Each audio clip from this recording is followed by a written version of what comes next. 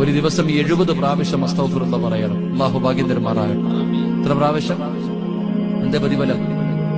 700 പാപങ്ങൾ അല്ലാഹു പൊറുക്കുമെന്ന് നബിയുനാ റസൂലുള്ളാഹി.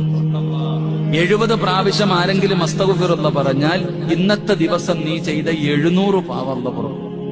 2, അല്ലാഹു നിനക്ക് താങ്ങാൻ കഴിയാത്ത വേദന തരൂല. അത് അനുഭവിച്ചറിയൂ. ഈ താങ്ങാൻ കഴിയാത്ത വേദന എന്താണ്?